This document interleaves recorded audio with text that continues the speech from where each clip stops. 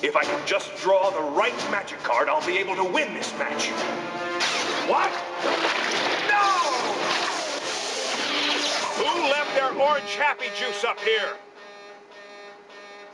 Whoops. Holy guacamole. There's going to be a new Yu-Gi-Oh movie, and it's not going to take place in a duel academy, on motorbikes, or in outer space. It's going to be with the original cast, Yugi, Joey, Kaiba, all the rest. I'm stoked because, as ignorant as it sounds, when it comes to Yu-Gi-Oh, I'm all but a Gen 1er.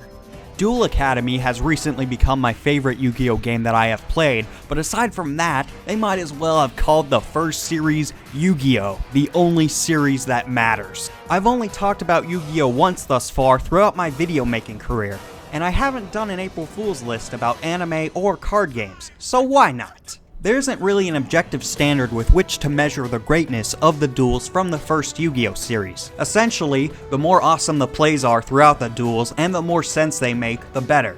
However, a move does not need to make sense necessarily as long as it's great. Watching Yu-Gi-Oh as a kid, I thought the Duelist Kingdom logic was actually pretty clever. However, seeing Joey faint when he was one attack away from defeating Merrick, all I could think was, are you freaking kidding me?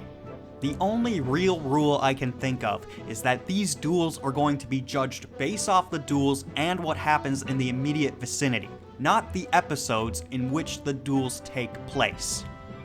This is vital, and if you don't see why, don't worry, you'll find out soon enough. In conclusion, let me tell you about the kid. Dueling monsters like the ancients did. He's got a puzzle hanging from his neck, and the future writing in his deck. Yu-Gi-Oh! You could! Yu-Gi-Oh!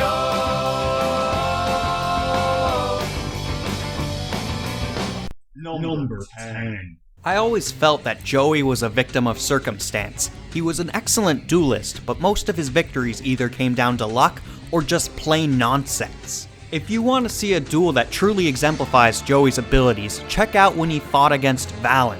Valen's deck is unique because he is the deck. Joey is forced to duel against an opponent whose strategy is unlike anything he's ever seen before, and it forces him to adapt. He's anything but his former self from Season 1, as he even uses Valen's own Monster Reborn against him. The duel does have its flaws, but there's only one that's big enough to be worth mentioning.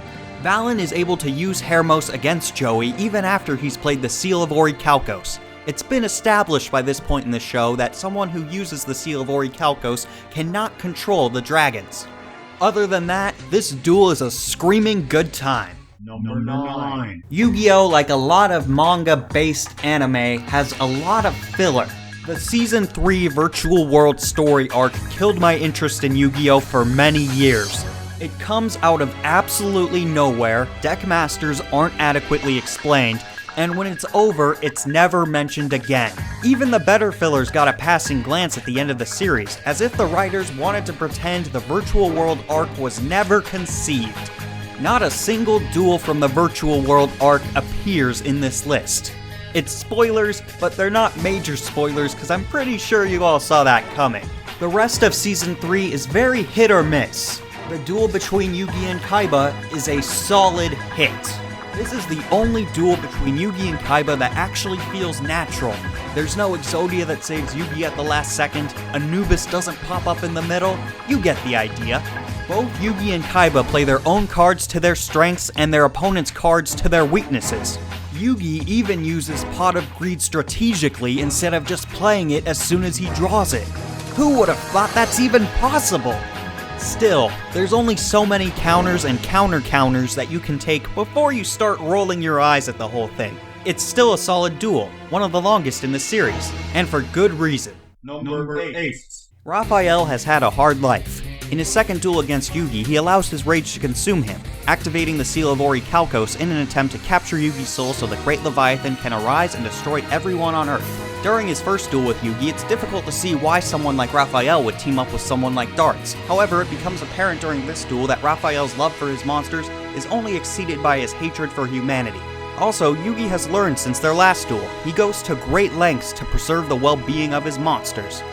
There are many big plays throughout the duel. However, my favorite part of the episode has to be Dan Green's performance as Yugi. It's probably one of his best in the entire series. You can truly tell in his voice that Yugi has nothing but respect for the one who beat him. Number 7. I usually refer to the duelist with the spiky hair as Yugi for two reasons. One is because the context generally makes it apparent which one I'm talking about, and the other is because the characters within the show do it as well. This next duel has them play against one another, so that's not going to work right now. The Pharaoh locked away Yugi-Moto's spirit, but was able to call him back. Understandably, Yugi-Moto isn't very chipper about this, so he decides to resolve the conflict in the typical Yu-Gi-Oh fashion. They both have the exact same deck, except for one little modification on Moto's part. Yugi-Moto's soul is already captured, he just wants to take the Pharaoh down with him. Yugi-Moto uses similar tactics that the Pharaoh used in his duel against Raphael. The Pharaoh begrudgingly redirects Yugi-Moto's attack right back at him, not out of a desire to win, but because he realizes there is too much at stake. Yugi-Moto then admits that he was just pretending to be a dick and threatening the world so that the Pharaoh could face his inner demons. Still sounds like a dick move to me. Not only does this duel against Yugi-Moto provide vital character development for the Pharaoh, but it does it succinctly. This is the only duel in this video that is 1 episode long. The fact the duel got so much across in so little time is absolutely stellar. Number 6. If episodes were judged instead of duels, the 4-way duel at the Battle City Finals would be near the very bottom. The 3-parter, all things considered, is 55.5 minutes. The duel takes only 28.5 of that. That's slightly more than half the total runtime, and it's peppered with fragments of flashbacks, introductions, and even commercials if you're watching it on TV. It's a good thing the duel is so great.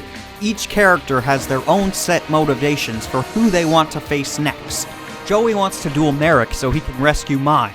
Kaiba wants to face Yugi next, but he'd rather face anyone than let his life points reach 0. Yugi's motivation changes throughout the duel. He wants to duel Joey so he can fulfill the promise of dueling Joey that he made earlier. He wants to duel Merrick to prevent any further damage on behalf of Merrick.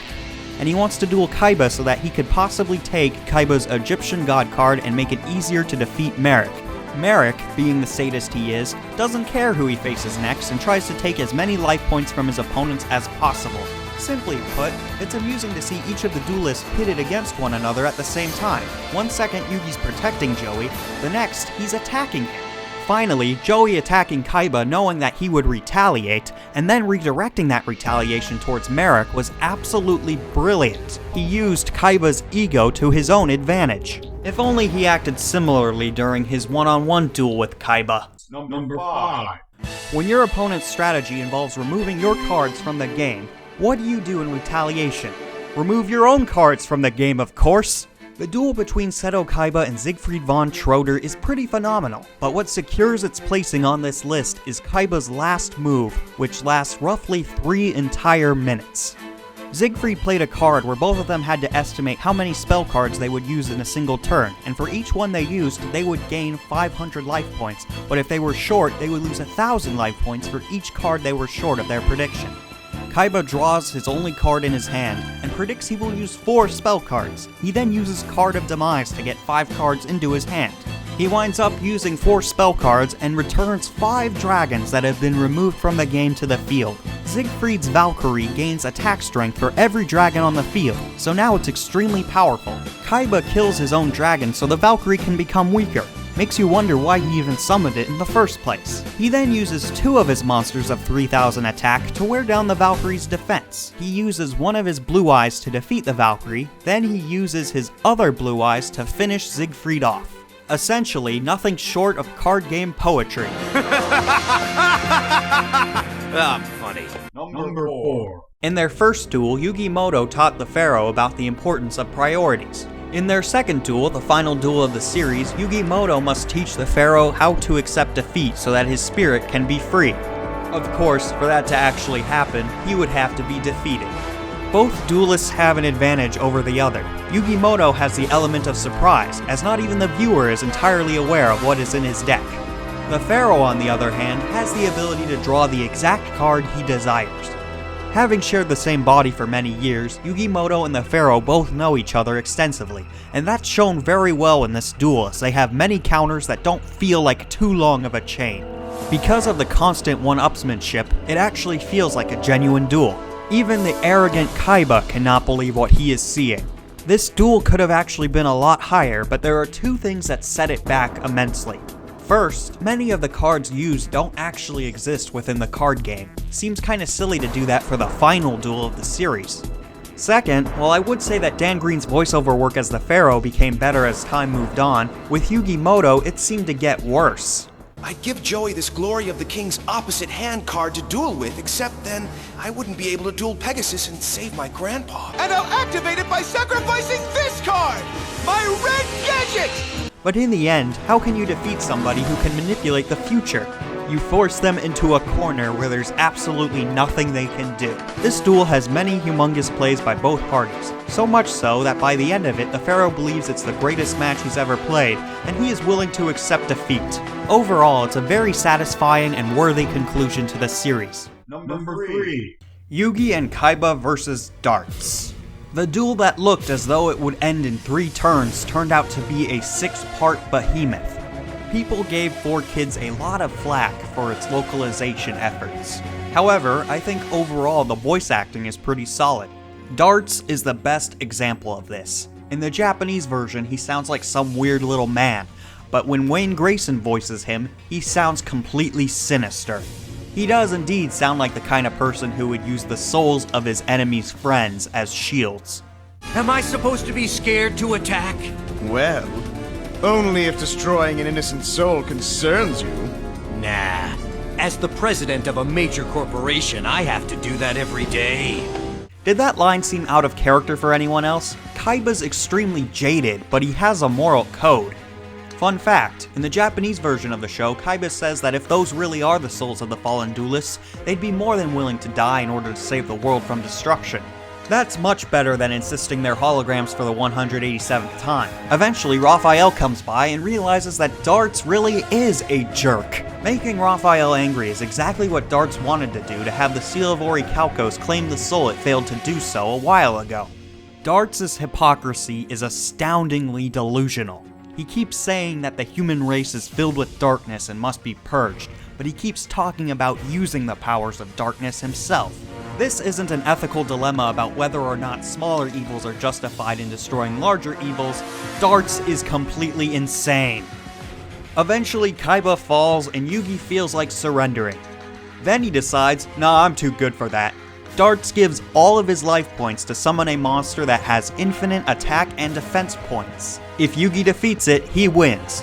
When Yugi's life points reach 0, he plays a trap card that allows him to summon the Dark Magician Girl. If she's destroyed, Dartz wins. So it's 1700 versus infinity, but Yugi doesn't attack the serpent with the Dark Magician Girl, no. First, Dartz attacks with the serpent, but Yugi uses Hermos to absorb the effect of Obnoxious Celtic Guardian, so Hermos cannot be destroyed by a monster with more than 1900 attack. Needless to say, infinity is significantly more than that. I don't think it's legal to redirect the attack from Dark Magician Girl to Hermos, but I can forgive it because of what's about to transpire. He makes Hermos and Critias constantly reflect and attack back at one another, making it stronger and stronger until it reaches theoretical infinity. He then merges the 3 legendary knights in the reflecting attack together to form a new monster that has infinite attack points.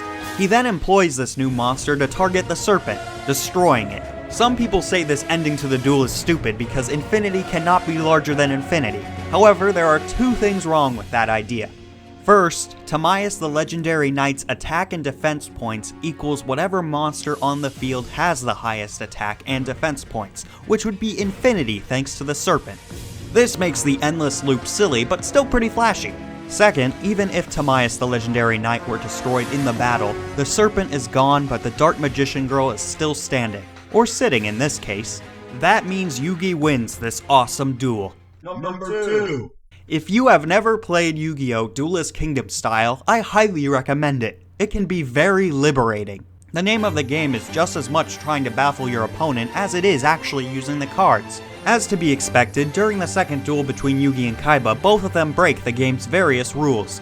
But that's not why it's the second best duel in the series. It's the conflict between the Pharaoh and Yugimoto when Kaiba threatens death if he does not win. The Pharaoh takes control and insists on assault, but when Taya tells him to stop his attack, Yugimoto breaks through and tells the Celtic Guardian to stop. This is not only the first time in the series where Yugi's life points reach 0, it's also the first time when Yugimoto becomes fully aware of the spirit within the Millennium Puzzle. That is the look on someone's face when they realize they just prevented a murder. And to think they would become friends later on. Now for honorable mentions before we get to number 1, and I have 3 of them that I'll talk about very quickly. First is Yugimoto vs. Bakura, where Bakura uses a rarely used strategy on the show, Milling. He would have emptied Yugi's deck if Yugi's final card were not a dragon that had an effect similar to Raigeki. Fuck Raigeki. Second is the duel between Kaiba and Ishizu, just because it's hilarious to see Kaiba's confidence utterly destroyed. Third is the second duel between Yugi and Joey. It's an honorable mention because it's not actually shown, but it's heavily implied by the fact that Joey uses Red Eye's Black Dragon throughout the rest of the series that Joey actually won that duel. That means if not for Merrick's bullshit, he might have just won Battle City. That's actually aggravating to think about. Number 1. What if I told you there were 2 different versions of Yugi? Wait, let me rephrase that. What if I told you there were 2 different versions of the Pharaoh? Don't believe me? Just watch these interweaving clips. It's not always about being number 1. It's about dueling with bravery, honor, and respect. I must, and most importantly, putting the needs of others ahead of your own. Kaiba, I've never backed away, and I'm not starting now! Celtic Guardian, attack! That's right, Yugi likes to think he's different from Kaiba, but when he's actually put under pressure, he'll do absolutely anything to win. Raphael proved this in their first duel. For the first third of the match, Yugi thinks that Raphael is going to activate the Seal of Orichalcos. However, he later admits that he has no intention of doing that. Raphael has a unique philosophy in Duel Monsters. Protect your monsters, and they will protect you. He calls the Pharaoh out specifically, saying that he has no respect whatsoever for his monsters. The Pharaoh denies this claim. Raphael puts all but one of his cards on the field and activates Exchange. Since they both have only one card, they are forced to take the card of their opponent. The card Raphael gives Yugi is the Seal of Orichalcos. Yugi dislikes the idea of the card, but when he is forced into a corner, he has 2 options. He can either A, do nothing, end his turn and lose, or B, play the Seal of Orichalcos and risk his own soul so that he can have a power boost and Raphael would lose instead.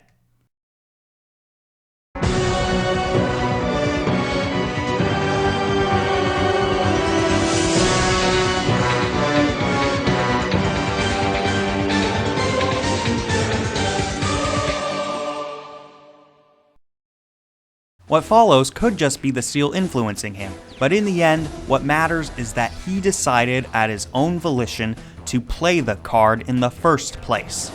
Yugi's demeanor changes to become aggressive and reckless, and Dan Green portrays this very well. Yugi then proceeds to prove Raphael correct, as he sacrifices his monsters to have half of their attack points deal direct damage to Raphael's life points. This duel takes place after Yugi learns that with the Seal of Orichalcos on the field, the monsters become living beings. Raphael then draws his favorite monster, which gains strength from the monsters in Yugi's graveyard. This is the first time Yugi loses a duel without any gimmicks. No time limit, no threats of death, he has nobody to blame but himself. Not only did Yugi fall right into Raphael's trap, but Raphael won the duel with 0 monsters in his graveyard, meaning that he won physically, mentally, and morally. At the beginning of the duel, I was rooting for Yugi. By the end, I was cheering for Raphael. Of course, little Yugi gives himself to the seal instead, and the Pharaoh is on his own. If there's one duel that shows that Yu-Gi-Oh! Is more than just an advertisement for a card game, it's this one. This duel convinced me that Season 4 is the best season of the series, rekindled my interest in time for the new Yu-Gi-Oh! Movie, and made me realize that the top 10 Yu-Gi-Oh! Duels was going to be my video for April Fool's 2016.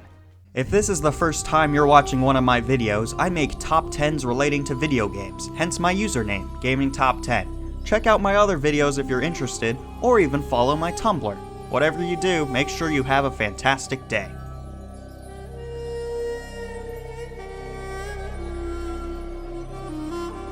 In my opinion, the 4 most overpowered cards that should be banned forever are, in descending order, Raigeki, Monster Reborn, Pot of Greed, and Harpy's Feather Duster.